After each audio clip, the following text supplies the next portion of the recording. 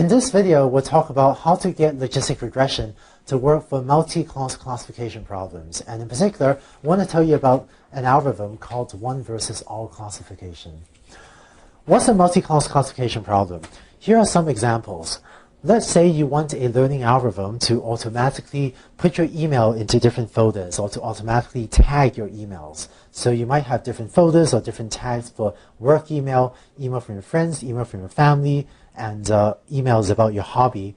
And so here we have a classification problem with 4 classes, which we might assign the numbers, the classes y equals 1, y equals 2, y equals 3, and y equals 4 to. And another example, for medical diagnosis, if a patient comes into your office with maybe a stuffy nose, the possible diagnoses could be that they're not ill, maybe that's y equals 1, or they have a cold, 2, or they have a flu. And third and final example, if you are using machine learning to classify the weather, maybe you want to decide if the weather is sunny, cloudy, rainy, or snow, or if it's going to be snow.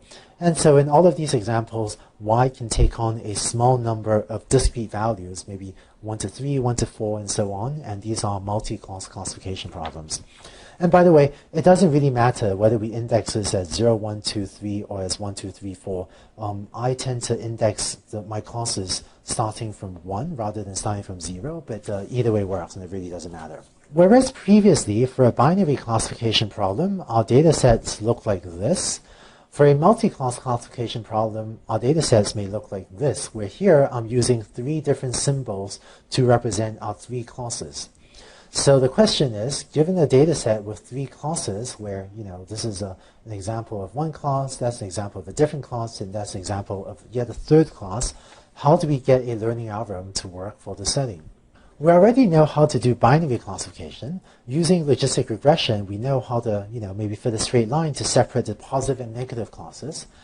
Using an idea called one versus all classification, we can then take this and make it work for multi-class classification as well. Here's how one versus all classification works, and this is also sometimes called one versus rest.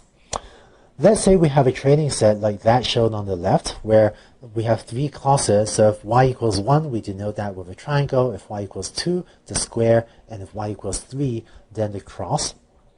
What we're going to do is take our training set and turn this into 3 separate binary classification problems. So turn this into 3 separate 2-class classification problems.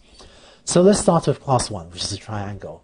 We're going to essentially create a new sort of fake training set where classes 2 and 3 get assigned to the negative class and class 1 gets assigned to the positive class. We're going to create a new training set like that shown on the right, and we're going to fit a classifier, which I'm going to call h subscript theta superscript 1 of x, where here the triangles are the positive examples and the circles are the negative examples. So think of the triangles being assigned the value of 1 and the circles the value of 0.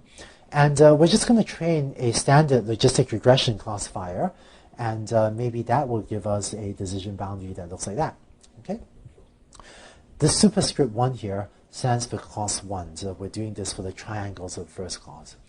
Next, we do the same thing for class 2. We're going to take the squares and assign the squares as the positive class and assign everything else, the triangles and the crosses, as the negative class.